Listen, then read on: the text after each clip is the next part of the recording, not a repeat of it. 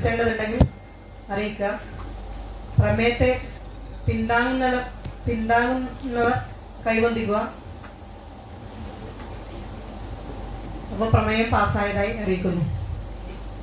അടുത്തതായി സംഘടനാ റിപ്പോർട്ടാണ്. സംഘടനാ റിപ്പോർട്ട് ഇവിടെ അവതരിപ്പിക്കുന്നത് പ്രകാശൻ, കേന്ദ്ര കമ്മിറ്റി അംഗമാണ്. പ്രകാശനെ ക്ഷണിക്കുകയാണ്.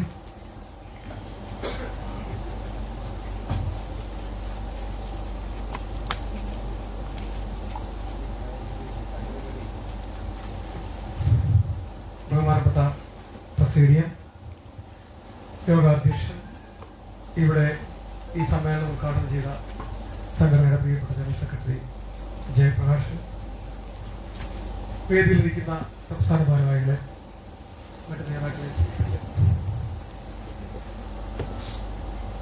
ഒരു സമ്മേളനം അതിന്റെ വിജയത്തിലേക്ക് എത്തുന്നത് പലവിധ കാരണങ്ങളോടൊപ്പം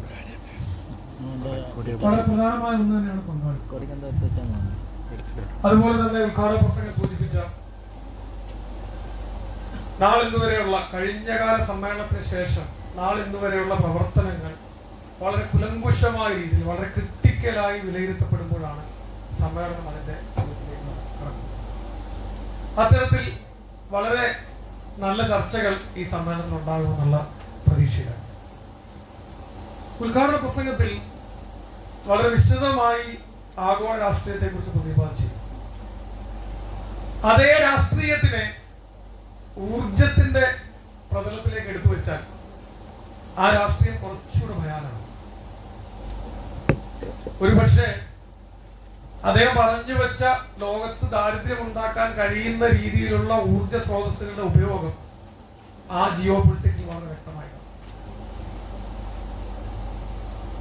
ശരിക്കും ഇന്ന് ലോകമെമ്പാടും ഊർജ മേഖലയിൽ ഒരു പരിവർത്തനം നടക്കുന്നു. പരിവർത്തനത്തെ രണ്ട് രീതിയിൽ കാണാം. ഒന്ന് സ്രോതസ്സിലുള്ള പരിവർത്തനം, ഊർജ സ്രോതസ്സിന്റെ ഉപയോഗത്തിൽ പരിവർത്തനം. രണ്ട്, ഊർജ ഉപഭോഗത്തിലുള്ള പരിവർത്തനം. ഈ ഊർജ ഉപഭോഗത്തിലുള്ള പരിവർത്തനം KSEBയെ സംബന്ധിച്ചിടത്തോളം, നമ്മളെ ഓരോരുത്തരെ സംബന്ധിച്ചിടത്തോളം വളരെ നല്ലതാണ്. നമ്മൾ അതിനുവേണ്ടി ക്യാമ്പയിൻ നടത്തി. ഇൻസൂറൻസിന്റെ ഭാഗമായിട്ട് ഒരു എനർജി ട്രാൻസിഷൻ ക്യാമ്പയിൻ നടത്തി. കുക്കിംഗ് വികസിപ്പിക്കുക, അടുക്കള ഇലക്ട്രിസിറ്റിയിലേക്ക് മാറുക, ഗോ ഇലക്ട്രിക് ക്യാമ്പയിൻ നടത്തി. EV ഉപയോഗിക്കുക എന്ന് പറഞ്ഞാൽ ഓരോ ആൾക്കാരുടെയും വൈദ്യുതി ഉപഭോഗം കൂട്ടുക. ഇതൊക്കെ നമ്മൾ കഴിഞ്ഞ സമ്മേളനത്തിന് ശേഷം പല ജനറൽ ബോഡിയിൽ ഡിസ്കസ് ചെയ്തതാണ്. ടോട്ടൽ എനർജിയുടെ 18% മാത്രമേ വൈദ്യുതി ഉപയോഗമുള്ളൂ. ആ ഉപഭോഗം കൂട്ടുന്നത് നമുക്ക് ഗുണകരമാണ്. എന്തുകൊണ്ട് ഗുണകരമാണെന്ന് നമുക്ക് പരിശോധിക്കാൻ മനസ്സിലാവും. ശരിക്കും KSEB എന്ന് പറയുന്ന സ്ഥാപനത്തിനെ ഇന്ത്യയുടെ മുന്നിൽ അല്ലെങ്കിൽ ലോകത്തിന്റെ മുന്നിൽ നമ്മൾ ഫേസ് ചെയ്ത് വെച്ചിരിക്കുന്നത് ഇന്ത്യക്ക് ഈ പറഞ്ഞ കാരണങ്ങളിൽ നിന്നും മാറി നിന്നുകൊണ്ട് ഒരു ബദൽ എന്ന് മാത്രമല്ല, രേഖകളിലുണ്ട്. KSEBിന്റെ building efficiency 100%, collection efficiency 100%. Total ലോസിന്റെ കാര്യത്തില് കേന്ദ്രം റിപ്പോർട്ട് ചെയ്യപ്പെടുമ്പോൾ ഉള്ളിലെ പേജുകൾ അടക്കി വെച്ചിട്ട് KSEBിൽ 1ാം സ്ഥാനം എന്ന് പറയാതെ പറഞ്ഞു വെച്ച സാധനത്തിൽ ഇപ്പൊ 4 പേര് കൂടി കടന്നു വന്നു. ഒരു ഡിജിറ്റ് ലോസിലേക്ക് മാറിയ യൂട്ടിലിറ്റികൾ ഒന്നാണ് നമ്മുടെ യൂട്ടിലിറ്റി. പക്ഷെ ഇതൊക്കെ പറയുമ്പോൾ ഒരു ചെറിയ പ്രശ്നം ഉണ്ടായിരുന്നു. പെർ യൂണിറ്റ് എംപ്ലോയി കോസ്റ്റ് അല്പം കൂടുതലല്ല, ഇത്തിരി കൂടുതലാണ്. 1.something മോഡുണ്ട്. അതിന് കാരണം എന്താ? എംപ്ലോയി എണ്ണോ എംപ്ലോയി കോസ്റ്റോ കൂടിയതുകൊണ്ടല്ല, നമ്മുടെ എനർജി കൺസംഷൻ കുറവായിരുന്നു. Total employee cost divide by total unit sold എന്നുള്ള സാധനമാണ് എംപ്ലോയി കോസ്റ്റ് വരുന്നത്. ഇത് മറ്റ് സ്ഥലങ്ങളിൽ കമ്പയർ ചെയ്യുമ്പോൾ രാജ്യം പറഞ്ഞത് 0.59 എന്ന് പറഞ്ഞു. ആ റിപ്പോർട്ടിലും ആ അനാലിസിസിലും ഒക്കെ രാജ്യത്തെ റിപ്പോർട്ടുകൾ തന്നെ വ്യത്യസ്ത അഭിപ്രായമുണ്ട്. ഒരു സമയത്ത് നീതി ആയോഗ് പറഞ്ഞത് കേരളത്തിലെ കൺസ്യൂമർ സർവീസ് വളരെ നല്ലതാണ്, അതുകൊണ്ട് ഇത്രയും എംപ്ലോയി ഒക്കെ ആവശ്യം വരും. നമ്മുടെ എംപ്ലോയി എന്ന് പറയുന്നത് ഏകദേശം 1.5 മുകളിലുണ്ട്. രാജ്യം പറയുന്നത് ഏകദേശം നല്ലത് 0.59 ആണ്. അല്ല, ഞാൻ പറഞ്ഞു വന്നത് എനർജി ട്രാൻസിഷന്റെ ഉപഭോഗത്തിലുള്ള ട്രാൻസ്മിഷൻ മാറ്റം രാജ്യത്തിന്റെ മുന്നിൽ നമ്മൾ സൃഷ്ടിച്ച ബദലിന് കുറച്ചുകൂടെ കരുത്തു പോയി. എങ്ങനെ? ഊർജത്തിന്റെ ഉപഭോഗം കൂടുന്നതിന്റെ ഭാഗമായി പെർ യൂണിറ്റ് എംപ്ലോയി കോസ്റ്റ് കുറയ്ക്കാൻ നമുക്ക് കഴിയും. അതാണ് നമ്മൾ കുറയ്ക്കുന്നതിന്റെ ഏറ്റവും കരുത്തായ മാർഗം. ഈ എനർജി ട്രാൻസിഷനെ വിലയിരുത്തണമെന്നുണ്ടെങ്കിൽ യഥാർത്ഥത്തിൽ ഊർജ സ്രോതസ്സുകൾ എങ്ങനെയാണ് ലോകം വിനിയോഗിച്ചതെന്ന് പരിശോധിക്കണം. സ്രോതസ്സുകളെ മനുഷ്യരാശിക്ക് ഗുണകരമായി എങ്ങനെ വിന്യസിക്കാം അല്ലെങ്കിൽ എങ്ങനെ ഉപയോഗിക്കാം എന്ന് ശ്രമിക്കുമ്പോഴാണ് ശരിക്കും വികസനം അതിന്റെ ഫലപ്രാപ്തിയിലെത്തും. അതിന്റെ രാഷ്ട്രീയ വശങ്ങളോട് പറഞ്ഞു. പക്ഷെ അതിന്റെ ഊർജ രാഷ്ട്രീയം പറയുമ്പോൾ ഇന്ത്യയുടെ സ്രോതസ് ആകെ എടുത്ത് പരിശോധിച്ചാൽ ഇന്ത്യയുടെ ഫോസിൽ ഫ്യൂവൽ എന്ന് പറയുന്ന കണ്ടെത്തിയ ഫോസിൽ ഫ്യൂവൽ മാത്രം പരിശോധിക്കുകയാണെങ്കിൽ അടുത്ത 200 വർഷത്തേക്ക് ഒരു 5500 ജിഗാവാട്ട് കപ്പാസിറ്റിയിൽ പ്രൊഡ്യൂസ് ചെയ്യാനുള്ള ഫ്യൂവൽ കപ്പാസിറ്റി നമുക്കുണ്ട്. ഫോസിൽ ഫ്യൂവൽ കപ്പാസിറ്റി നമുക്കുണ്ട്. കണക്കുകൾ എടുത്ത് നോക്കിയാൽ നമ്മുടെ കണക്കുകളൊക്കെ ഇപ്പം നെറ്റിൽ അവൈലബിൾ ആണ്. കോളിൽ 361.41 ബില്യൺ ടൺ, നാച്ചുറൽ ഗ്യാസിൽ 1149.46 BCM, ഇങ്ങനെ ക്രൂഡ് ഓയിലുള്ള ഒരു 657 BCM. ഇതെല്ലാം കൂടെ എടുത്ത് അതിനെ എനർജിയിലേക്ക് ട്രാൻസ്ലേറ്റ് ചെയ്യുന്ന രീതിയിലുള്ള പദ്ധതികൾ ഉണ്ടാക്കുകയാണെങ്കിൽ നമുക്ക് ഏകദേശം 5000 ജിഗാവാട്ടിന് മുകളിൽ 200 വർഷത്തേക്ക് ഉൽപ്പാദിപ്പിക്കാനുള്ള റിസോഴ്സ് ഇന്ത്യയുടെ പക്കലുണ്ട്. നമുക്ക് എത്രയാ വേണ്ടത്? 470 ജിഗാവാട്ടാണ് നമ്മുടെ ഇപ്പോഴത്തെ ആവശ്യകത. പ്രശ്നം എന്താ പറയുന്നത്?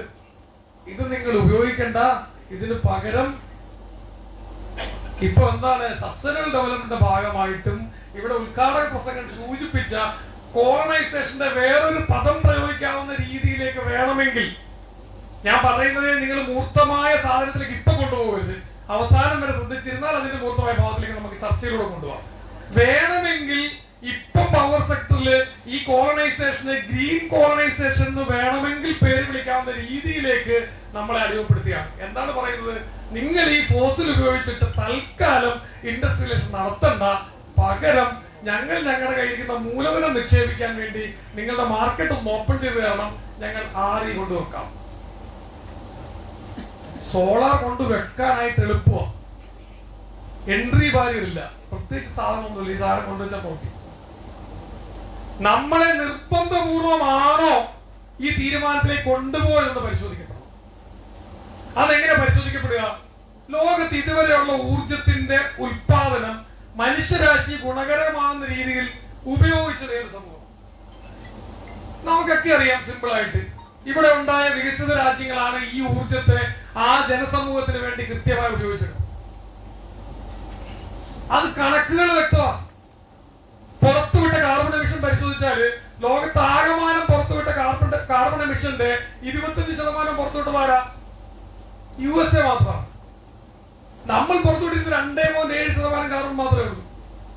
ഇപ്പം ഇൻഡിവിജ്വൽ ആയിട്ട് പ്രഖ്യാപിത എമിഷനിലും ലോകത്തെ 300% കാർബൺ എമിഷനും പുറത്തുവിട്ടുകൊണ്ടിരിക്കുന്ന അമേരിക്ക. നമ്മൾ ലോകത്തിൽ ഒരു മനുഷ്യൻ പുറത്തുവിടുന്നെന്ന് പറയുന്ന 4 ടണ്ണിന്റെ പകുതി സാധനം ഇപ്പോഴും നമ്മുടെ ഒരു മനുഷ്യൻ പുറത്തുവിടുന്നുള്ളൂ. എന്ന് പറഞ്ഞാൽ വികസന രാജ്യങ്ങൾ തങ്ങളുടെ ഊർജ സ്രോതസ്സിനെ വികസന രാജ്യങ്ങളിലെ മനുഷ്യന്റെ ഡെവലപ്മെന്റിന് വേണ്ടി ഇപ്പോഴും ഉപയോഗിക്കപ്പെട്ടിട്ടില്ല. ആ തലത്തിൽ വെച്ചാണ് നമ്മൾ എന്തിലേക്ക് മാറുന്നത്? നമ്മൾ ഏകദേശം ഇൻഡസ്ട്രിയലൈസേഷന്റെ അറ്റത്ത് വന്ന് നിൽക്കുമ്പോൾ, ഈ രാജ്യം വികസിക്കുന്നതിന്റെ ഏകദേശം ഒരു ആ കാലഘട്ടത്തിലേക്ക് വന്ന് നിൽക്കുമ്പോൾ നമ്മൾ നമ്മുടെ ഊർജ സ്രോതസ്സിൽ ഒരു മാറ്റം വരുത്താൻ പറയുക. വെറുതെ രാജ്യത്തിന്റെ GDP കൂട്ടി എന്ന് പറയുന്ന കണക്ക് പറഞ്ഞാൽ ആളുകളുടെ പോക്കറ്റിൽ പൈസ വരില്ല. അതിലേക്ക് ഞാൻ കടക്കുന്നില്ല. GDP കൂട്ടിന് നമ്മൾ പറയുമ്പോൾ $5 ട്രില്യൺ GDP ഉണ്ട് ഇന്ത്യക്ക്. പ്രധാനമന്ത്രി എല്ലായിടത്തും പോയി പറയുന്നത് അതാണല്ലോ. പക്ഷെ അതിനകത്തിൽ നമ്മളെ കൂട്ടുള്ള ആളുകൾ ഭാഗമാക്കി വരുന്നത് GDP total services divided by total numbers വരുമ്പോൾ ആ നമ്പേഴ്സിൽ മാത്രമേ ഇന്ത്യയിലെ ഭൂരിഭാഗം ജനങ്ങളും വരുത്തുള്ളൂ.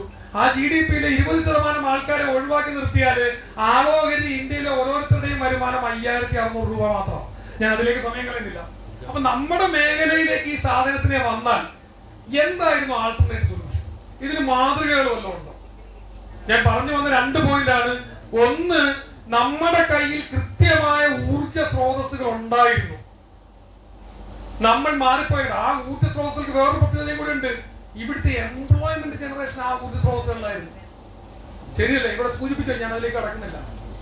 രാജ്യത്തെ വലിയ എംപ്ലോയ്മെന്റ് ജനറേഷൻ ഉണ്ടായിരുന്ന ഊർജ സ്രോതസ്സിനുള്ള മാറ്റം നമ്മൾ കൊണ്ടുപോകുന്നത്. അപ്പം ചിന്തിക്കേണ്ടിയിരുന്നു. അപ്പം ഈ പറഞ്ഞ ഗ്രീനറി അല്ലെങ്കിൽ സസ്റ്റൈനബിൾ ഡെവലപ്മെന്റ്, ക്ലൈമറ്റ് ചേഞ്ച് എന്ന് പറയുന്ന വാചകങ്ങളെ 92 മുതൽ ലോകം കണ്ട രീതിയിൽ നിന്നും മാറാൻ വികസിത രാജ്യങ്ങൾ എങ്ങനെ ശുഷ്കാന്തി കാണിച്ചോ? 92 പറയാൻ പ്രത്യേകതയുണ്ട്. അന്ന് പറഞ്ഞിരുന്നത് എന്താണ്? ഇതിന്റെ റെസ്പോൺസിബിലിറ്റി റെസ്പോൺസിബിലിറ്റി എല്ലാവരും ഏറ്റെടുക്കണം. പ്രശ്നം കോമൺ ആണ്. നമ്മളൊക്കെ വായിച്ചുള്ള സാധനം റിയോ ഡി ജനറൽ നടന്ന എർത്ത് സമ്മിറ്റ്, അതിനകത്ത് പറഞ്ഞാണ് CBDR എന്ന് പറഞ്ഞ സാധനം. അന്ന് പറഞ്ഞത് പ്രശ്നം എല്ലാവർക്കും ഉണ്ട്, പക്ഷെ റെസ്പോൺസിബിലിറ്റി കൂടുതൽ പൊല്യൂട്ട് ചെയ്തവൻ കൂടുതൽ കാശിറക്കണം. പക്ഷെ ഇപ്പൊ വന്നപ്പോ എന്തായി, നമ്മുടെ ഇവിടുത്തെ ബായി പറഞ്ഞ ഉദ്ഘാടന പുസ്തകം പറഞ്ഞു കൊടുത്ത് അദ്ദേഹം മറ്റേം പറഞ്ഞു കൊടുത്താൽ സമ്മതിച്ചു, ഞങ്ങൾ ഏറ്റെടുത്തോളാം, ഞങ്ങൾ 50% മാറിയിലേക്ക് പോയി. അതിന്റെ പ്രശ്നങ്ങളാണ് നമ്മൾ പരിശോധിച്ച് നമ്മുടെ മേഖലയിൽ ഇത് എങ്ങനെ പ്രശ്നം ഉണ്ടാക്കുമെന്ന് വിലയിരുത്തി പോകേണ്ടത്. അവിടെ പരിശോധിക്കപ്പെടുമ്പോൾ എന്താ പ്രശ്നം, 200 ഞാൻ ആദ്യം പറഞ്ഞു 475 ജിഗാവാട്ടാണ് നമ്മുടെ ടോട്ടൽ കപ്പാസിറ്റി. അതിനകത്തില് 200 ജിഗാവാട്ടിൽ കൂടുതൽ ഇപ്പൊ മാറിപ്പോകുന്നു എന്ന് പറഞ്ഞാൽ അപ്പുറത്തുണ്ടാകേണ്ട എംപ്ലോയി ജനറേഷൻ പോയി.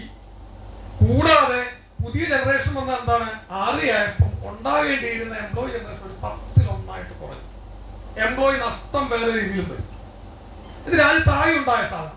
നമ്മുടെ സെക്ടറിലോ വളരെയധികം എംപ്ലോയ്മെന്റ് ജനറേഷൻ ഉണ്ടാകേണ്ട, അല്ലെങ്കിൽ ഇന്ന് ഇന്ത്യ പ്രഖ്യാപിച്ചിരിക്കുന്ന ഈ പറയുന്ന വികസിത രാജ്യങ്ങളെല്ലാം കൂടെ നിങ്ങൾ സ്വന്തമായി തീരുമാനിച്ചോളാൻ പറഞ്ഞു. നിങ്ങൾ എത്രമാത്രം കാർബൺ ബഹിർഗമനം നടത്തും എന്നുള്ളത് നിങ്ങൾ തീരുമാനിച്ചോളാൻ പറഞ്ഞു. നമ്മൾ എന്ത് പറഞ്ഞു, നാഷണലി ഡിറ്റർമിൻഡ് കോൺട്രിബ്യൂഷൻസ് എന്ന് പറയുന്ന രീതിയിലേക്ക് എല്ലാ രാജ്യങ്ങൾക്കും വിട്ടുകൊടുത്തു. സന്തോഷമായി. നമ്മളൊക്കെ പറഞ്ഞു ഞങ്ങളൊരു ഡേറ്റ് എടുത്ത് 2040 ആകുമ്പോഴത്തേക്ക് ഞങ്ങളൊക്കെ പിന്മാറും, ഫോസിൽ ഫ്യൂവൽ ഒന്നും ഇനിയും ഉപയോഗിക്കില്ല, അതിലേക്ക് പോകുന്നില്ല.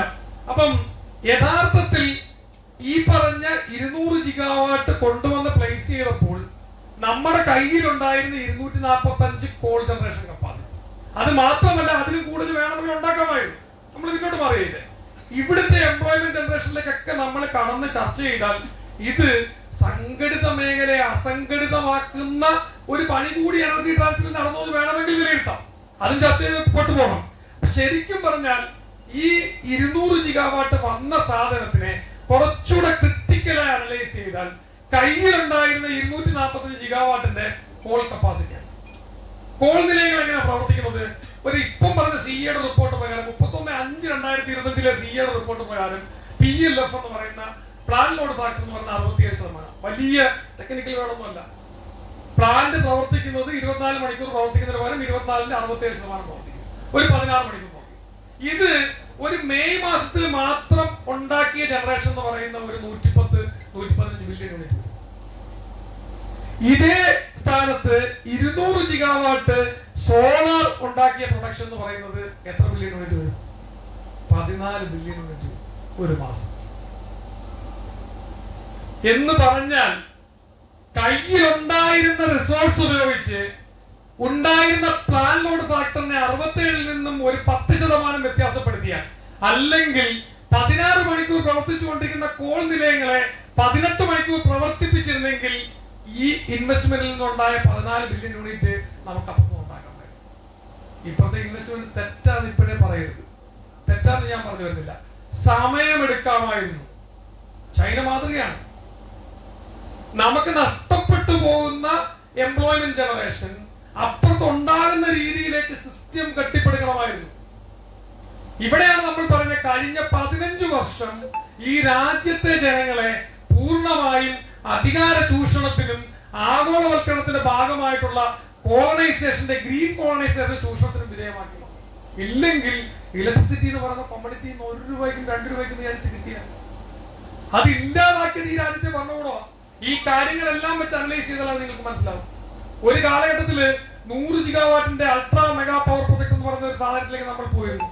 ഓർമ്മയുണ്ടാവും. നമ്മളൊക്കെ സമരം ചെയ്തതാണ്.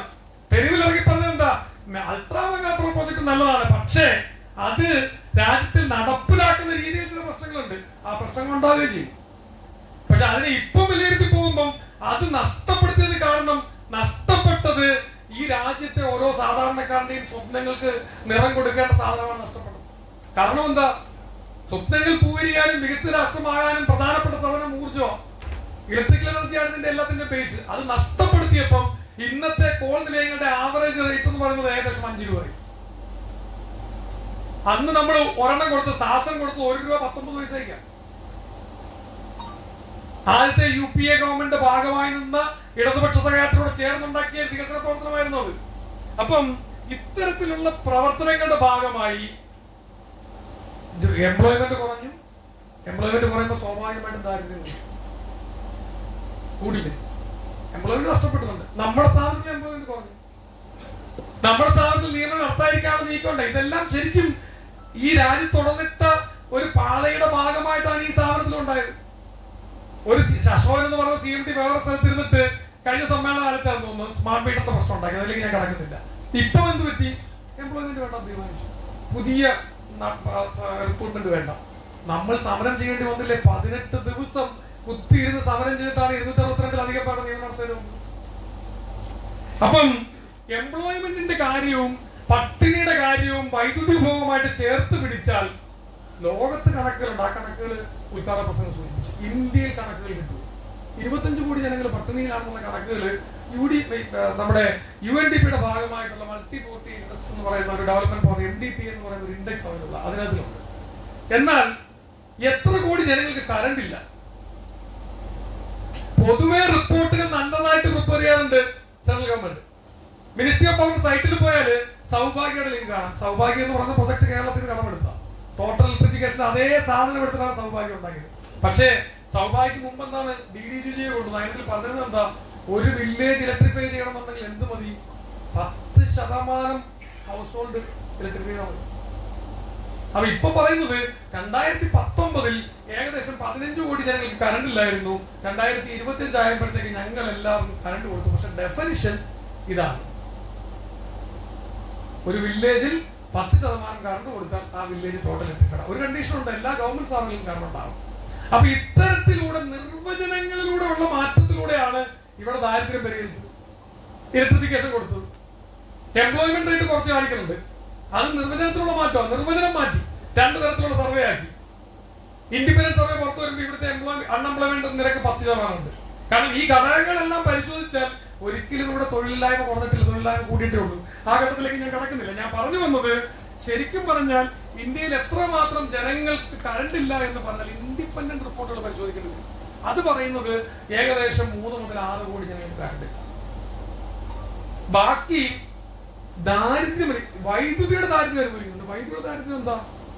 1200 യൂണിറ്റാണ് നമ്മുടെ ആവറേജ് കൺസംഷൻ ഒരു വർഷം. ലോകരാജ്യങ്ങളിലെ വികസിത രാജ്യങ്ങളിലൊരു 15,000 മുതൽ 46,000 യൂണിറ്റ് വരെ വരും. അപ്പൊ നമ്മൾ കണക്ഷൻ കൊടുത്തത് മാത്രം പറഞ്ഞാൽ പോരാ, അഫോർഡബിൾ ആയിട്ടുള്ള താങ്ങാവുന്ന നിലയിൽ വൈദ്യുതി കൊടുത്തില്ലെങ്കിൽ വൈദ്യുതി ദാരിദ്ര്യം കൊണ്ടാകും. കണക്ഷൻ കൊടുക്കാവുന്നേ ഉള്ളൂ. ജലത്തിന്റെ ഒരു മിഷൻ ഉണ്ടല്ലോ, ജല മിഷൻ, അതിനകത്ത് കൊടുത്ത ടാപ്പ് മാത്രം വീട്ടിൽ കൊണ്ട് കൊടുത്തു കേന്ദ്ര ഗവൺമെന്റ് എണ്ണം കൂട്ടാൻ വേണ്ടി. ആദ്യം FHTC ആയിരുന്നു, ഫങ്ഷണൽ ഹൗസ് ടാപ്പ് കണക്ഷൻ ആയിരുന്നു. പിന്നെ F വെട്ടിക്കളഞ്ഞു, HTC മാത്രമായി. വീട്ടിൽ ടാപ്പ് കാണും, വെള്ളം വരില്ല. അപ്പൊ വെള്ളം കൊടുത്ത് വീടുകളുടെ എണ്ണം എന്താ? എല്ലാവർക്കും ടാപ്പ് കിട്ടി, അതുകൊണ്ട് വെള്ളം കിട്ടി.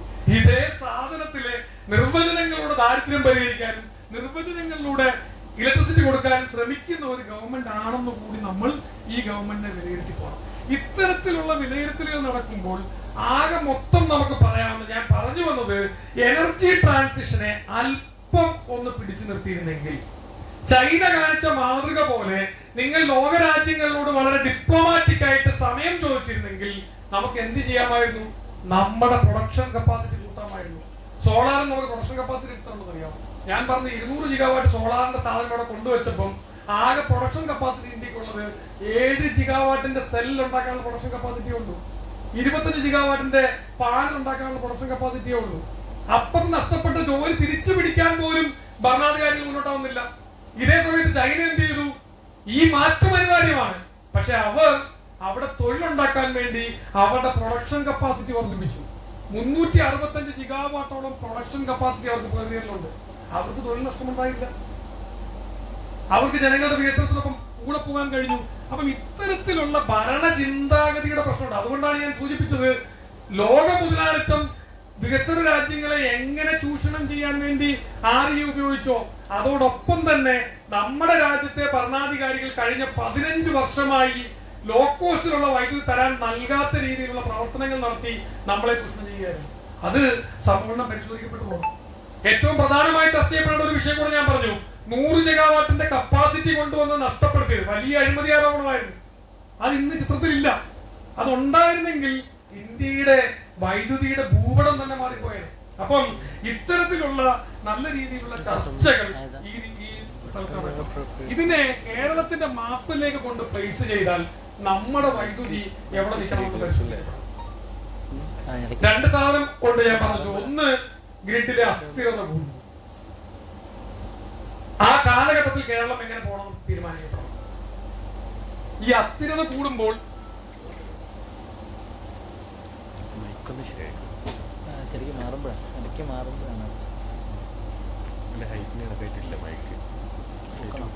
ഈ അസ്ഥിരത കൂടുന്നതിന്റെ ഭാഗമായിട്ട് ലോകമെമ്പാടും ഉണ്ടായ പ്രശ്നങ്ങൾ എന്തൊക്കെയാണ് അത് നമ്മൾ ചർച്ച ചെയ്തു പോകണം. പലയിടത്തും ഗ്രിഡ് ബ്രേക്ക് ഡൗൺ ആയി. വിശദാംശങ്ങളിലേക്ക് ഞാൻ പോകുന്നില്ല, അതൊക്കെ നമുക്ക് പരിശോധിക്കപ്പെടണം. സൗണ്ട് പ്രശ്നമുണ്ടോ? ക്ലിയർ അല്ലേ? ലോകമെമ്പാടുമുള്ള ഗ്രിഡിൽ എന്തൊക്കെ സംഭവിച്ചു? പലയിടത്തും പ്രശ്നമുണ്ട്. വികസിത രാജ്യങ്ങളിൽ പല സ്ഥലങ്ങളിലും ഗ്രിഡ് കൊളാപ്സ് ആയി. യുഎസിൽ മൾട്ടിപ്പിൾ തവണ ടെക്സാസിൽ കൊളാപ്സ് ആയിട്ടുണ്ട്. UK ഇലക്ട്രിസിറ്റിയുടെ വില 30 ഇരട്ടി കണ്ട് വർദ്ധിച്ചു. വികസിത രാഷ്ട്രങ്ങളിൽ പല സ്ഥലങ്ങളിലും ലോഡ് ഷെഡിങ്, പേര് വേറെ കിട്ടുന്നില്ലല്ലേ, റേഷനിങ് എന്ന് പറയുന്ന സംവിധാനത്തിന്റെ പേര് കിട്ടും. ഫലത്തിൽ ലോഡ് ഷെഡിങ്ങും കണക്ഷൻ കൊടുക്കാൻ പറ്റാത്ത അവസ്ഥയിലേക്ക് മാറി. എന്ന് പറഞ്ഞാൽ ഇൻഫേം ആയിട്ടുള്ള വളരെയധികം പവർ അൺറെഗുലേറ്റഡ് ആയിട്ടും അൺപ്ലാനിങ് ആയിട്ടും ലോകമെമ്പാടും വന്നതിന്റെ ഭാഗമായിട്ട് ജനങ്ങൾക്ക് ബുദ്ധിമുട്ടുണ്ടായിരുന്നു. ഇത് കണ്ടുകൊണ്ട് വേണം നമ്മുടെ പ്ലാനിങ്ങിൽ ശ്രദ്ധ ചെലുത്താൻ. സെൻട്രൽ ഗവൺമെന്റ് പഠിച്ചിട്ടില്ല, പതുക്കെ മാറി വരുന്നുണ്ട്. ലോകം മുഴുവൻ ന്യൂക്ലിയറിലേക്ക് പോകുന്നുണ്ട്. 85 ഗിഗാവാട്ടിന് ന്യൂക്ലിയർ കപ്പാസിറ്റി ഉണ്ടാക്കാമെന്നാണ് ഇപ്പം ലോകം പറഞ്ഞിരിക്കുന്നത്. ഫുകുഷിമയ്ക്ക് ശേഷം ജർമ്മനിയൊക്കെ പറഞ്ഞു ഞങ്ങൾ പുറകോട്ട് പോവാണ്. അതിന്റെ ഭാഗമാണ് ഇപ്പോൾ വേഗത്തിലുണ്ടായ പല ബ്ലാക്ക് ഹോളുകളുടെയും പ്രധാനം. ഞാൻ അതിലേക്ക് ഡീറ്റെയിൽ ആയിട്ട് പോകുന്നില്ല. കേരളത്തിലേക്ക് വന്നാൽ ഈ കണ്ടീഷനിൽ കേരളം എങ്ങനെ മുന്നോട്ട് പോകണം അത് നമ്മൾ പറഞ്ഞു വെച്ചു. നമ്മൾ വലിയൊരു കോൺക്ലേവ് നടത്തി. അവിടെയാണ് നമ്മുടെ സംഘടനയുടെ പ്രാധാന്യം. ഇവിടെ ഇരിക്കുന്ന ഓരോരുത്തർക്കും അറിയാം. നമ്മൾ കോൺക്ലേവ് നടത്തി ഈ സ്ഥാപനം നാളെ മുന്നോട്ട് പോകണമെന്നുണ്ടെങ്കിൽ എന്ത് എനർജിയാണ് ഈ രാജ്യത്ത്, ഈ കേരളത്തിൽ വേണ്ടത്? ആ എനർജിയുടെ വാല്യൂ എന്തായിരിക്കും? ഓരോ ഘട്ടത്തിലും പറഞ്ഞു, ഓരോ വർഷം എന്തായിരിക്കും പറഞ്ഞു. 24-25 വർഷത്തിൽ ഇപ്പൊ ഓടിക്കൊണ്ടിരിക്കുന്ന 24-25 പറഞ്ഞിരുന്നത് കഴിഞ്ഞു പോയ 34,000 മില്യൺ യൂണിറ്റ് ആവശ്യകതയുണ്ടെന്നാണ് നമ്മൾ വിലയിരുത്തിപ്പോയത്. കോൺക്ലേവിലൂടെ വന്നതോ ഏകദേശം 32,000 മില്യൺ യൂണിറ്റിന്റെ ആവശ്യകത. 2030 60,000 മില്യൺ യൂണിറ്റാണ് നമ്മൾ കോൺക്ലേവിൽ അവതരിപ്പിച്ചത്. 10,000 മെഗാവാട്ടിന്റെ ആവശ്യകത ഉണ്ടാവുമെന്ന് പറഞ്ഞു. ഇത്തരത്തിലുള്ള ഡയറക്ഷൻ കൊടുക്കാൻ, ദിശാബോധം കൊടുക്കാൻ കഴിയുന്ന ഒരു സംഘടനയുടെ പേര് ഈ സ്ഥാപനത്തിൽ ചോദിച്ചാൽ KSBO എന്ന് പറയേണ്ടി വരും. ഈ ദിശാബോധത്തിനെ ഒക്കെ മാറ്റിമറിച്ച് ഈ ദിശാബോധമൊക്കെ തെറ്റാന്ന് പറയാൻ കെൽപ്പുള്ള സംഘടനകളല്ല അപ്പുറത്തുള്ളത്. മറിച്ച് അശാസ്ത്രീയമായ ചിന്താഗതികൾ ഉണ്ടാക്കാനും മറ്റ് കപടമായ രേഖ ഉണ്ടാക്കി, ഒരു സ്മാർട്ട് മീറ്ററിന്റെ രേഖ മറ്റൊരു സംഘടന പുറത്തിറക്കിയ രേഖ ഇന്ന് നമ്മുടെ സ്ഥാപനത്തിലുണ്ട്. നൂറ്റാണ്ടിലെ മണ്ടത്തരമെന്ന് ഇവിടുത്തെ ചെറിയ പ്രായക്കാരുള്ള കുട്ടികൾ ഒരുപക്ഷെ ഈ സ്ഥാപനത്തിൽ വന്നവർ ഭാവിയിൽ വിലയിരുത്തും. ആ പുസ്തകം അടിച്ചിറക്കിയത് വേറെ ആരുമല്ല, എഞ്ചിനീയർ അസോസിയേഷൻ എന്ന് പറഞ്ഞൊരു സാധനമാണ്. ആ മണ്ടത്തരം എന്താണെന്ന് നമുക്കിപ്പോ പരിശോധിച്ചു പോവാം. ഞാൻ പറഞ്ഞു വന്നത്, കോൺക്ലേവില് നമ്മൾ മുന്നോട്ട് വെച്ച അതേ പാതയിൽ ബോർഡ് സഞ്ചരിക്കുന്നുണ്ടോ ചോദിച്ചാൽ മുഴുവനായും സഞ്ചരിക്കുന്നില്ല. കുറച്ച് കാര്യങ്ങളൊക്കെ ഏറ്റെടുത്തു. നമ്മൾ നാഷണലി പരിശോധിച്ച മാതിരി കേരളത്തിലെ ഊർജ്ജ സ്രോതസ്സുകൾ എന്തൊക്കെയാണെന്ന് പരിശോധിച്ചു. നമുക്ക് ധാരാളമായുള്ളത് വെള്ളമാണ്. പിന്നെയുള്ളത് സൂര്യൻ തന്നെയാണ്. വെള്ളത്തിന്റെ പൊട്ടൻഷ്യൽ ഇനി അധികമായിട്ട് ഉപയോഗിക്കാൻ കഴിയുമോ എന്ന് ചോദിച്ചാൽ പരിമിതികളുണ്ട്. സൂര്യന്റെ പൊട്ടൻഷ്യലാണെങ്കിൽ 10 ജിഗാവാട്ട് കപ്പാസിറ്റിക്ക് അടുത്ത് കേരളത്തിലുണ്ടെന്ന് പറയപ്പെടും. ഇന്ത്യയിലും വലിയ സോളാർ കപ്പാസിറ്റി ഉണ്ട്. 2100 അടുത്ത് സോളാർ കപ്പാസിറ്റി ഇന്ത്യയിൽ പറയുന്നു. കാറ്റിലൂടെ നമുക്കൊരു 3 ജിഗാവാട്ടിന്റെ പദ്ധതി ഉണ്ട്. ചീമേനി വീണ്ടും ചർച്ചയായപ്പെടുന്നുണ്ട്. ചീമേനി ചർച്ചയായപ്പെടുന്നതിൽ പ്രസക്തിയുമുണ്ട്. ഒരു 700 മെഗാവാട്ടിന്റെ ന്യൂക്ലിയർ കപ്പാസിറ്റിയെ കുറിച്ച് ചർച്ചകൾ നടക്കും. അൺഒഫീഷ്യൽ ആയിട്ടുള്ള പല ഡോക്യുമെന്റുകളും പ്രചരിക്കുന്നുണ്ട്. ഇതാണോ നമ്മുടെ സാധ്യത? ഇതിന് പുറമെ ഒരു 6.5 ജിഗാവാട്ടിന്റെ 6500 മെഗാവാട്ടിന്റെ പമ്പ്ഡ് സ്റ്റോറേജ് പ്ലാന്റുകളെ കുറിച്ച് പറയും. ഇതാണ് ടോട്ടൽ നമ്മുടെ റിസോഴ്സ്. ഇതിൽ നിന്നും 60,000 മില്യൺ യൂണിറ്റിന്റെയും അല്ലെങ്കിൽ 10,000 മെഗാവാട്ടിന്റെയും കപ്പാസിറ്റി എങ്ങനെ ഉണ്ടാക്കിയെടുക്കാമെന്നുള്ള ചർച്ചകളാണ് നമ്മൾ രൂപപ്പെടുന്നത്. ആ ചർച്ചകളും ആ പോളിസികളും ക്രിയേറ്റ് ചെയ്യുന്നതിന് ഇന്ന് ലോകത്ത് നടക്കുന്ന അനുഭവങ്ങളൊക്കെ വെച്ച് പരിശോധിച്ച് വേണം ക്രിയേറ്റ് ചെയ്യപ്പെടാൻ. അത് ഞങ്ങൾ മാത്രം വായിക്കുന്ന അല്ലെങ്കിൽ 2 പേര് മാത്രം വായിക്കുകയോ നമ്മൾ ആരെങ്കിലും പറയുകയോ ചെയ്യുന്നത് മാത്രം പോരാ. അതിനെ ക്രിട്ടിക്കലായി ഒരു സമൂഹം മുഴുവൻ അനലൈസ് ചെയ്യപ്പെടുമ്പോഴാണ് ഏത് ശരി ഏത് തെറ്റെന്ന് പറയുക. ഉദാഹരണത്തിന് ഞാൻ പറയാം, 6.5 ജിഗാവാട്ടിന്റെ PSP കപ്പാസിറ്റി ഇന്നുണ്ടെന്ന് പറഞ്ഞു. 2 നമ്മളിപ്പോ അനുഭവിച്ചിട്ടുണ്ട്. 100ന്റെ ഒരു 30ന്റെ. 100ന്റെ എവിടെയാണ് അനുവദിച്ചിരിക്കുന്നത്? മുതിരപ്പുഴയിൽ 100, മഞ്ഞപ്പാറയിൽ 30 ക്യാപെക്സിൽ അനുവദിച്ചിരിക്കണം. ഇത് വയബിൾ ആയിരിക്കും. ചോദ്യം എന്തുകൊണ്ടാ? 200 ഗിഗാവാട്ട് സോളാർ കപ്പാസിറ്റി അൺപ്ലാൻഡ് ആയിട്ട് ഇന്ത്യയുടെ ഗ്രിഡിൽ ഉണ്ടെങ്കിലും ഗുണം എന്താണ്? വില കുറവാണ്. പകൽ സമയത്ത് വൈദ്യുതി വിലയില്ല. അപ്പം നമ്മുടെ പ്ലാനിങ് നടത്തുമ്പോൾ ഈ സാധനങ്ങളെല്ലാം കൂടി കൂട്ടിച്ചേർത്ത് വെക്കാൻ കഴിയണം. വില കുറഞ്ഞ വൈദ്യുതി ലോങ് ടൈമിലേക്ക് പർച്ചേസ് അഗ്രിമെന്റിലേക്ക് പോകാൻ കഴിയുമോ പരിശോധിക്കപ്പെടണം.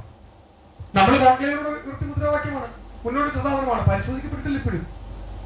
DBFO നമ്മൾ കഴിഞ്ഞ സമ്മേളനത്തിൽ ചർച്ച ചെയ്തുകൊണ്ട് ഞാൻ വീണ്ടും പറയുന്നില്ല. 8000 കോടി രൂപയുടെ അഴിമതി നടന്ന സാധനം അത്. ആ കരാർ വിഡ്രോ ചെയ്യാൻ വേണ്ടി കേരള സമൂഹത്തിൽ ഉണ്ടാക്കിയ നഷ്ടം ചെറുതല്ല. 8000 കോടിക്കധികം നഷ്ടപ്പെടുത്തി. നമ്മുടെ ഓരോ പാവപ്പെട്ടവന്റെ പോക്കറ്റിൽ നിന്ന് ആ സാധനം പോയിരിക്കുന്നത്. അതിനെ നമ്മൾ ചർച്ച ചെയ്തതാണ്. പക്ഷേ കേരളം അതിന്റെ അന്വേഷണത്തിൽ എങ്ങോട്ടും മുന്നോട്ട് പോയിട്ടില്ല എന്നുള്ളത് വിഷമകരമായ വസ്തുതയാണ്. പക്ഷേ ഇവിടെ PSPയുടെ കാര്യം ഞാൻ പറഞ്ഞു വന്നത്, ഇന്ന് നമ്മള് ഒരു സാധനം കോൺട്രാക്ട് കൊടുത്തുകൊണ്ടിരിക്കുന്നത് എങ്ങനെയാണ്? നമ്മളിപ്പോ ഇവിടെ ചർച്ച ചെയ്തുകൊണ്ടിരിക്കുന്നത് ക്യാപെക്സിൽ വേണോ അതോ താരിഫ് ബേസ്ഡ് ബിഡിംഗ് വേണോ? തൽക്കാലം ക്യാപെക്സ് മതി, താരിഫ് ബേസ്ഡ് ബിഡിംഗ് ചർച്ചയിൽ നിൽക്കട്ടെ എന്നാണ് നമ്മൾ എടുത്തിരിക്കുന്ന പൊസിഷൻ. ഈ 2 പ്രൊജക്റ്റും ക്യാപെക്സിൽ അവതരിക്കണം. ഇന്ത്യയിൽ വേറൊരു സാധനം കൂടെ വന്നു. ഇന്നലെ കണ്ട വാർത്തയുണ്ട്, ആന്ധ്രാപ്രദേശില് അദാനിക്ക് കൊടുത്ത 2 പ്രൊജക്ടുകൾ ക്യാൻസൽ ചെയ്തു. പ്രൊജക്ടുകൾ എങ്ങനെ കൊടുത്തെന്ന് തെരഞ്ഞു നോക്കുമ്പോൾ കൊടുത്തത് ഈ 2 ബിഡിങ്ങിലൂടെ അല്ല, MOU അടിസ്ഥാനത്തിൽ. ഭരണാധികാരിക്ക് ഇഷ്ടമുള്ള ആൾക്ക് അവിടെ വെള്ളവും സാധനമൊക്കെ ഉണ്ട്, നീ പ്രൊജക്ട് ചെയ്തോ എന്ന് പറഞ്ഞ് കൊടുക്കുന്നതിനാണ് MOU പറയുന്നത്. ഇന്ത്യയിൽ പുതിയൊരു സാധനം വന്നിരിക്കുക. MOU അടിസ്ഥാനത്തിൽ നിങ്ങൾക്ക് കൊടുക്കാം, യാതൊരു കോമ്പറ്റീഷനും ഇല്ല, ഇത്തരത്തിലും കൊടുത്തിട്ടുണ്ട്. അപ്പൊ ഈ പശ്ചാത്തലമൊക്കെ പരിശോധിച്ചാൽ മാത്രമേ നമ്മുടെ സാഹചര്യത്തില് ഇതിനെ നമ്മുടെ ഉൽപ്പന്നമാക്കി മാറ്റണമെന്നുണ്ടെങ്കിൽ ഏത് സാധനം വേണം, എങ്ങനെ പോളിസി ഉണ്ടാക്കണം എന്നാണ് പറയാൻ കഴിയും. അപ്പൊ നമുക്ക് വേണ്ടത്, ചർച്ചയ്ക്ക് വേണ്ടി ഞാൻ വെക്കുന്നത്, ലോങ് ടൈം കരാറുകൾ ഉണ്ടാക്കാൻ കഴിയണം കുറഞ്ഞ വൈദ്യുതിക്ക്. ക്യാപെക്സുകൾ നല്ല രീതിയിൽ നടപ്പിലാക്കി ഇന്ത്യയിൽ ആകെയുള്ള ക്യാപെക്സുകൾ അടിസ്ഥാനമാക്കിയുള്ള ലെവലൈസ്ഡ് താരിഫുകളുണ്ട് ഓരോ ജനറേറ്റർ സ്റ്റേഷനും. അതിന് താഴെ നിർത്തി കഴിയാവുന്ന രീതിയിലേക്ക് നമ്മുടെ എഞ്ചിനീയറിംഗ് ബുദ്ധികളെ ഉപയോഗിക്കാൻ കഴിയണം. അതിന് കഴിയുന്ന ഒരേ ഒരു സംഘടന ഈ സ്ഥാപനത്തിലുള്ളൂ. നമുക്ക് കഴിയും അതിന്. എനിക്കത് പഴശ്ശിസാഗർ കണ്ണൂരാണ്. ഉദ്ഘാടനം പ്രതീക്ഷിച്ച് വേണമെങ്കിൽ പോകാവുന്ന ഒരു സാധനമാണ്. വേറെ 2 കൊണ്ട് ചിന്നാറ് പൊളിക്കലും. ഇനി ഈ പറയുന്ന PSPകളിലൊക്കെ വിജയകരമായിട്ട് ഒപ്റ്റിമമായിട്ട് ഫിനാൻസ് ഉപയോഗിച്ച് രാജ്യത്താകെയുള്ള കോമ്പറ്റീറ്റീവ് താരിഫിന് താഴെ നിർത്തണമെന്നുണ്ടെങ്കിൽ നല്ല ഇടപെടലുകൾ നമ്മൾ നടത്തേണ്ടി വരും. അല്ലെങ്കിൽ ഈ പറഞ്ഞിരിക്കുന്ന ഇപ്പം 530 കോടി രൂപയ്ക്കാണ് 100 മെഗാവാട്ടിന്റെ പദ്ധതി കേരള ഗവൺമെന്റ് സാക്ഷ്യം ചെയ്തിരിക്കുന്നത്. നമ്മുടെ ഒരു എക്സ്പീരിയൻസ് വെച്ചിട്ട് ഇത് ഒരു 50% മൂടി. നമ്മുടെ മാത്രമല്ല, തൊട്ടടുത്തുള്ള സംസ്ഥാനങ്ങളിലെ PSP പ്രൊജക്ടുകളൊക്കെ നോക്കിയാൽ ഒരു 100 മെഗാവാട്ടിന് 500 കോടി രൂപ പോരാ, ഒരു 800-900 കോടി രൂപ ആവും. അത് വയബിൾ അല്ല. അത് നമ്മുടെ രാജ്യത്ത് നമ്മുടെ ജനങ്ങൾക്ക് അഫോർഡബിൾ ആയിട്ട് വൈദ്യുതി കൊടുക്കാൻ കഴിയാത്ത സന്ദർഭം ഉണ്ടാക്കും. അതുകൊണ്ട് നമുക്ക് വൈദ്യുതി നിലയങ്ങൾ എങ്ങനെ വേണം, ഏതൊക്കെ വേണമെന്നുള്ളതിൽ വളരെ കുലങ്കുഷമായ ചർച്ചകൾ നമ്മൾ നടത്തേണ്ടതുണ്ട്. അത് ലോങ് ടൈം കരാറുകളായാലും നമ്മുടെ വൈദ്യുതി പദ്ധതികൾ ഉണ്ടാക്കുന്നതാണെങ്കിലും നമുക്കൊരു ന്യൂക്ലിയർ പവർ സ്റ്റേഷൻ വേണമെന്ന് പറയുന്നതാണെങ്കിലും ഒക്കെ കൂട്ടത്തിൽ ചർച്ച ചെയ്ത് മാത്രമേ നമുക്ക് തീരുമാനിക്കാൻ കഴിയുള്ളൂ. ഇത്തരത്തിലുള്ള ഫ്രെയിം പവറുകൾ ഗ്രിഡിലേക്ക് ആഡ് ചെയ്തെങ്കിൽ മാത്രമേ നിലവിലുള്ള 1700 മെഗാവാട്ട് സോളാറിന് മുകളിലേക്ക് നമുക്ക് നമ്മുടെ ഗ്രിഡിനെ കൊണ്ടുപോകാൻ പറ്റുള്ളൂ. ഇല്ലെങ്കിൽ എന്ത് പറ്റും?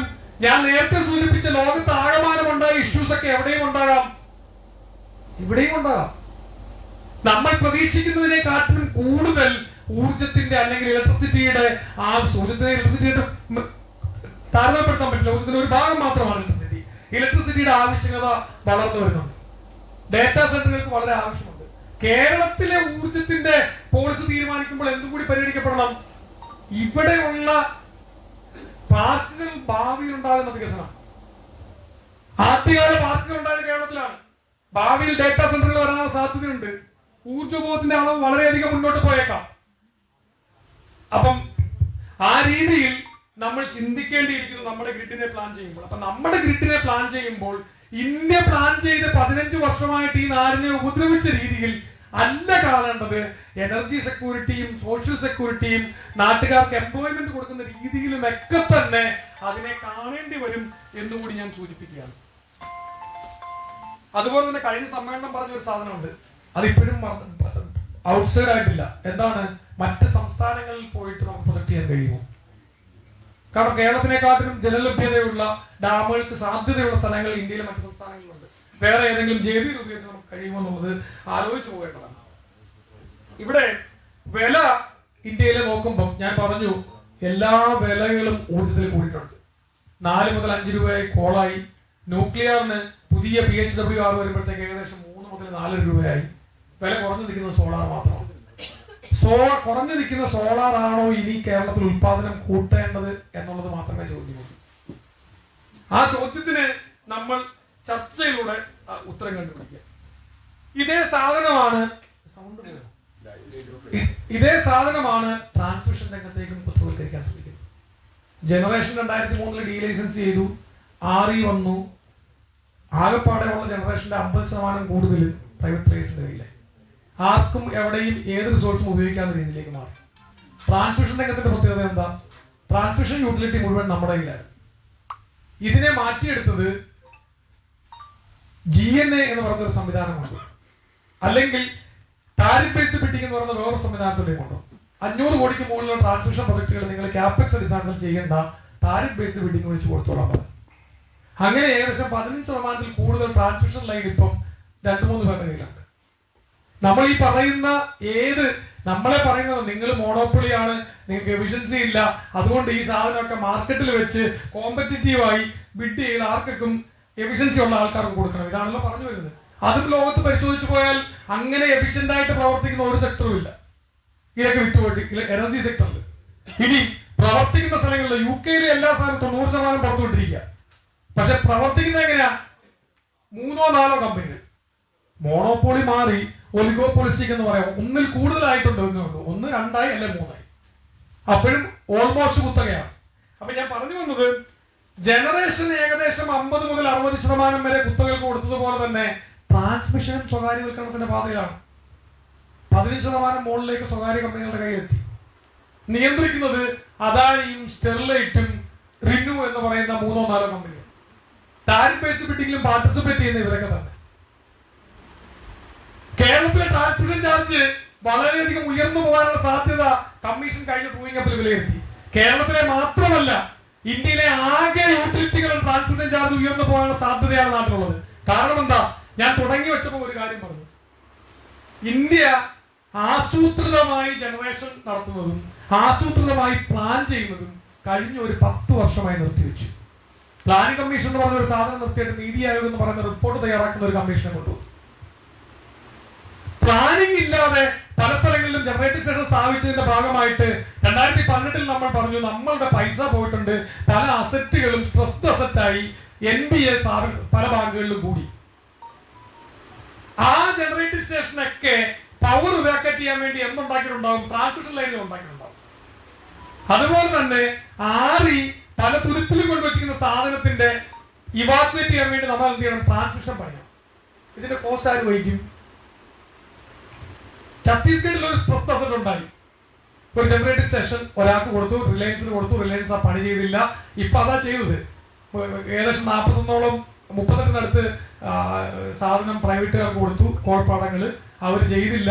രാജ്യത്തിന് 1.79 ലക്ഷം കോടി രൂപ നഷ്ടമുണ്ടായി. ആ നഷ്ടം നികത്താൻ വേണ്ടി എന്ത് ചെയ്തു? നഷ്ടം റൈറ്റ് ഓഫ് ചെയ്തു. 23-24 വർഷത്തിൽ മാത്രം write off, India government write off ചെയ്ത നഷ്ടം 2.79 ലക്ഷം കോടി രൂപയാണ്. അതിനകത്ത് പവർ സെക്ടറിലെ നഷ്ടം നികത്താൻ വേണ്ടി കൊടുത്തത് ഏകദേശ കണക്കുകൾ പലരും പറയുന്നത് ഒരു 1.7 ലക്ഷം കോടി രൂപ പോയിട്ടുണ്ടാവും. ഇത് ആർക്ക് വേണ്ടിയാ? അൺപ്ലാൻഡ് ആയിട്ടുള്ള സാധനം ഉണ്ടാക്കിയതിനെ പരിഹരിക്കാൻ വേണ്ടി. അൺപ്ലാൻഡ് ആയിട്ട് സാധനം ഉണ്ടാക്കുന്നു, ഏതെങ്കിലും പ്രൈവറ്റ് നഷ്ടത്തിലാകുന്നു, അവർക്ക് പൈസ റൈറ്റ് ഓഫ് ചെയ്തു. ഇനി ഈ പണി ചെയ്തതിന്റെ ഭാഗമായിട്ട് വലിച്ച ട്രാൻസ്മിഷൻ ലൈനുകളെ ഈ യൂട്ടിലിറ്റികളുടെ മണ്ടയ്ക്ക് എങ്ങനെ എത്തിക്കും? അതിന് നിയമം കൊണ്ടുവന്നു. നമ്മൾ എതിർത്താണ് അതിനെ. അതെന്തായിരുന്നു? ജനറൽ നെറ്റ്വർക്ക് ആക്സസ് എന്ന് പറയുന്ന ഒരു സംവിധാനം കൊണ്ടുവന്നു. നമ്മൾ ട്രാൻസ്മിഷൻ ചാർജ് കൊടുത്തോണ്ടിരുന്നത് എങ്ങനെയാ? യൂസേജിന്റെ അടിസ്ഥാനത്തിലാണ് ഡിസ്ട്രിബ്യൂഷൻ ലൈസൻസ് ട്രാൻസ്മിഷൻ ചാർജ് കൊടുത്തോണ്ടിരുന്നത്. ഇപ്പൊ എന്ത് പറഞ്ഞു? യൂസേജ് പറഞ്ഞാൽ ഇങ്ങനെയുള്ള അസറ്റ് എന്ത് ചെയ്യാൻ പറ്റും? യൂസേജ് പോരാ, സ്പ്ലിറ്റ് ചെയ്തു. 80% ഫിക്സഡ് അസറ്റ്, 20% യൂസ് എന്ന് പറഞ്ഞാൽ ആസൂത്രിതമല്ലാതെ നിങ്ങൾ എവിടെയെങ്കിലും ട്രാൻസ്മിഷൻ ലൈൻ വലിച്ചാൽ അതിന്റെ പങ്ക് കൂടി നമ്മൾ ഓരോരുത്തരും പങ്കിടേണ്ടി വരും. അതാണ് ഈ 80% GNA വരുന്നത്. ഇതിന്റെ ഭാഗമായി കഴിഞ്ഞ ടൂയിങ് അപ്പില് കേരളത്തിന്റെ ട്രാൻസ്മിഷൻ ചാർജ് എന്ന് പറയുന്നത് വർദ്ധിച്ചത് 700 കോടിയിൽ നിന്നും 1500 കോടിയിലേക്ക് വർദ്ധിക്കപ്പെട്ടു. ഇന്ത്യയിലെ ഓരോ യൂട്ടിലിറ്റികൾക്കും ഈ ബാധ്യത വരാൻ പോവുകയാണ്. ഇത്തരത്തിൽ ഇതിനെ കുറച്ചുകൂടെ വ്യക്തമാക്കി പറഞ്ഞാൽ ആസൂത്രിതമില്ലാതെ അനിയന്ത്രിതമായിട്ട് കുത്തകകൾക്ക് ഈ വ്യവസായം തുറന്നു കൊടുത്ത് പൈസ ഉണ്ടാക്കാൻ അനുവദിക്കുകയും പിന്നീട് അതിനെ റെഗുലേറ്റ് ചെയ്ത് സാധാരണക്കാരിലേക്ക് എത്തിക്കാൻ വേണ്ടി ഡിസ്ട്രിബ്യൂഷൻ യൂട്ടിലിറ്റി താക്കിട്ടു. ഇതാണ് സംഭവിച്ചുകൊണ്ടിരിക്കുന്നത്. ഈ രാഷ്ട്രീയം നമ്മൾ മനസ്സിലാക്കിയാൽ മാത്രമേ നമുക്ക് നമ്മുടെ പ്രവർത്തനങ്ങളിൽ മെച്ചപ്പെട്ട രീതിയിൽ കൂട്ടായ്മയോടുകൂടി ഈ സ്ഥാപനത്തെ പിടിച്ചു നിർത്താൻ പറ്റുള്ളൂ. കാരണം നമ്മൾ പറയുന്ന 2003 ആക്ടിനെ മാറ്റിയെടുത്തുകൊണ്ട് എന്താണ് അമെൻഡ് ചെയ്തുകൊണ്ട് നമ്മുടെ സ്ഥാപനത്തിനെ പ്രൈവറ്റൈസ് ചെയ്യും അല്ലെങ്കിൽ സ്വകാര്യവൽക്കരിക്കും എന്ന് പറയുന്ന നയത്തിൽ നിന്നും അല്പമെങ്കിലും ഒക്കെ പുറകോട്ട് മാറി നമ്മുടെ സമരത്തിന്റെ ഭാഗമായിട്ടൊക്കെ പുറകോട്ട് മാറി ചിന്തിക്കുന്നത് ഒരടി പിന്നോട്ട് വെച്ചത് പിന്നോട്ട് മാറാൻ വേണ്ടിയിട്ടല്ല. അവർ ചെയ്യുന്നത് പല രീതിയിലൂടെ നമ്മളെ വട്ടമിട്ട് പിടിക്കുക. ആ സാധനമൊക്കെ ചിലത് ടെക്നോളജിക്കലാണ്, ചിലത് എക്സിക്യൂട്ടീവ് ഉത്തരവുകളാണ്, ചിലത് ഏതൊക്കെ വഴിയിലൂടെ ഈ സാധനങ്ങളെയൊക്കെ തന്നെ സ്വകാര്യ മേഖലയിൽ കൊണ്ടു കൊടുക്കാം. ആ രീതിയിലോട്ടുള്ള ഇടപെടൽ നടക്കും. ഇപ്പൊ ഏറ്റവും പുതുതായിട്ട് ഡിജിറ്റൽ എനർജി കിട്ടെന്ന് പറഞ്ഞ് നന്ദൻ നിലകാണിയുടെ ഒരു കമ്മിറ്റി ഉണ്ടാക്കിയിട്ടുണ്ട്. UPI അടിസ്ഥാനത്തിൽ ഇന്ത്യയിൽ എവിടെ വേണമെങ്കിലും നിങ്ങൾക്ക് വൈദ്യുതി വിൽക്കാം, വൈദ്യുതി വാങ്ങാം. പഴയ ആധാർ കാർഡ് വളരെ രീതിയിൽ വികസിപ്പിച്ചെടുത്ത ഒരു വ്യക്തിയാണ്. ഇൻഫോസിന്റെ ചെയർമാൻ കൂടിയായി. ഇദ്ദേഹത്തിനെ ഏൽപ്പിച്ചതിന് വേറെ ചില കാരണങ്ങളാണ്. ഇദ്ദേഹം ഏൽപ്പിക്കുന്ന കാര്യങ്ങളെല്ലാം വൃത്തിയായിട്ട് ചെയ്തത്. അപ്പൊ ഡിജിറ്റൽ എനർജി കിട്ടെന്ന് പറഞ്ഞാല് യുക്തിയില്ലാത്ത ഒരു സാധനം, വെർച്വൽ ആയിട്ടൊരു കിട്ടുണ്ട്. അവിടുന്ന് ആർക്ക് വേണമെങ്കിലും വൈദ്യുതി വാങ്ങാം, ആർക്ക് വേണമെങ്കിലും വൈദ്യുതി വിൽക്കാം. ഡീറ്റെയിൽഡ് ആയിട്ടുള്ള സാധനങ്ങളൊക്കെ വരാതിരിക്കുന്നു. പക്ഷെ ഇന്ത്യയില് പൈലറ്റ് അടിസ്ഥാനത്തിൽ ഒരു സ്ഥലത്ത് നിന്ന് ചെയ്യാൻ തീരുമാനിച്ചിട്ടുണ്ട്, ലക്നൌ. ഇത് വേൾഡില് ഇതിന്റെ ഏറ്റവും എന്താണ് നാസൻസ് ആയിട്ടിരിക്കുന്ന ഒരു സാധനത്തിനെ ഇന്ത്യയിൽ ഇംപ്ലിമെന്റ് ചെയ്യാൻ വേണ്ടി ഭരണാധികാരികൾ തീരുമാനിച്ചിട്ടുണ്ട്. എന്ന് പറഞ്ഞാൽ നമ്മൾ നേരിടാൻ പോകുന്ന പ്രശ്നം ഒരു ആക്ട് അമെന്റ്മെന്റ് മാത്രമല്ല, പല രീതിയിലുള്ള പ്രശ്നങ്ങളുണ്ടാവും. ആ രീതിയിലുള്ള പ്രശ്നങ്ങളെ ഓരോന്നും നമ്മുടെ കൂട്ടമായ ഈ കൂട്ടത്തിൽ ഓരോരുത്തരും ചർച്ച ചെയ്തെങ്കിൽ മാത്രമേ നമുക്കതിനെ യഥാർത്ഥത്തിൽ എന്ത് പോളിസി എടുക്കണമെന്ന് നമുക്ക് പറയാൻ കഴിയുള്ളൂ. ഇവിടെ ട്രാൻസ്മിഷൻ രംഗത്ത് കേരളത്തിൽ ധാരാളം ഇഷ്യൂസ് ഉണ്ട്. നോർത്തേൺ സൈഡിൽ ഇരിക്കുന്ന കാസർഗോഡ് ഈ ഭാഗങ്ങളിലൊക്കെ 33 kVയുടെ N-1 ഇഷ്യൂസ് ധാരാളമുണ്ട്. ആ നെറ്റ്വർക്കുകൾ പരിഹരിക്കുന്നതിന് ശക്തമായ ഇടപെടലുകൾ നമ്മുടെ ഭാഗത്ത് നടത്തേണ്ടതുണ്ട്. 66 kV ഫേസ് ഔട്ട് ചെയ്യാനുള്ള പ്രോഗ്രാം KSB ഏറ്റെടുത്തിട്ടുണ്ട്. അത് അടുത്ത ഒരു 3-4 വർഷത്തിനുള്ളിൽ ഫേസ് ഔട്ട് ചെയ്യപ്പെടേണ്ടതുണ്ട്. അതായത് താഴോട്ടുള്ള നമ്മുടെ ഇൻട്രാസ്റ്റേറ്റ് നെറ്റ്വർക്കിൽ കാര്യമായ ഇടപെടലുകൾ നമ്മുടെ ഭാഗത്ത് നടത്തേണ്ടതുണ്ട്. ബോർഡ് ഈ പ്രവർത്തനങ്ങളൊക്കെ ഏറ്റെടുക്കുമ്പോഴും ഈ പ്രവർത്തനങ്ങൾക്ക് ഇത്തരത്തിലുള്ള കുറച്ചുകൂടെ മാക്രോ ലെവലിൽ കണ്ടുകൊണ്ട് ഇതിനെ അനലൈസ് ചെയ്ത് കൃത്യമായ ഇടവേളകളിൽ ഇത് പരിഹരിച്ച് ഇടപെട്ട് ഇത് സ്ഥാപിച്ചെടുക്കണമെന്നുണ്ടെങ്കിൽ നമ്മുടെ സംഘടനാപരമായ ഇൻവോൾവ്മെന്റ് വേണം. അതിന് അതാത് സ്ഥലങ്ങളിലെ ജില്ലാ കമ്മിറ്റികൾ ഇത്തരത്തിലുള്ള നല്ല ചർച്ചകൾ നടത്തണമെന്ന് എനിക്ക് പറയാനുള്ളത്. ഇതേ സാധനം ട്രാൻസ്മിഷനിൽ നിന്ന് മാറി ഡിസ്ട്രിബ്യൂഷൻ വന്നാല് നമ്മുടെ സ്ഥിതി എന്താണെന്ന് പരിശോധിക്കപ്പെടണം. വിൽക്കാൻ വെക്കുന്ന സാധനങ്ങൾ എണ്ണം കൂടിക്കൊണ്ടിരിക്കുന്നു. ചണ്ഡീഗഡിനെതിരെ നമ്മൾ വലിയ സമരം നടത്തി. ചണ്ഡീഗഡ് കയ്യിൽ നിന്ന് പോയി. വലിയ സമരം നടത്തിയത് വിജയങ്ങളുണ്ടായി, സംശയമില്ല. ആ സമരത്തിന്റെ ഭാഗമായിട്ട് ഇന്ത്യയിൽ ഒരു ചിന്ത വന്നു. ഒരു കോടതിക്ക് ഒരു ഉത്തരവിടേണ്ടി വരുന്നു. വിവേക് പൂരി, രാജേഷ് ചൗഹാൻ വിട്ട കോടതിയുടെ ഉത്തരവ് വായിച്ചു നോക്കണം. വെറുതെ സെർച്ച് ചെയ്താൽ മതി. രാജേഷ് ചൗഹാൻ, വിവേക് പൂരി, അവർ രണ്ടുപേരും മരിക്കാതിരിക്കുന്നത് അവരുടെ പിന്നിലുള്ള കുടുംബത്തിന്റെ ബലം കൊണ്ട് മാത്രം. കാരണം ഈ പ്രൈവറ്റൈസേഷനെതിരെ ട്രേഡ് യൂണിയൻ കൊടുത്ത ഒരു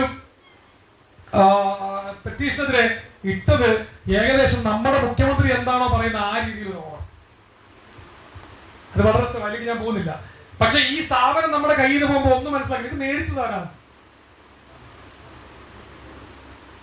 RT ഗോയങ്ക ഗ്രൂപ്പ് എന്ന് പറയുന്ന കൊൽക്കത്ത സിറ്റിയിൽ മാത്രം പ്രവർത്തിക്കുന്ന ഗ്രൂപ്പ്.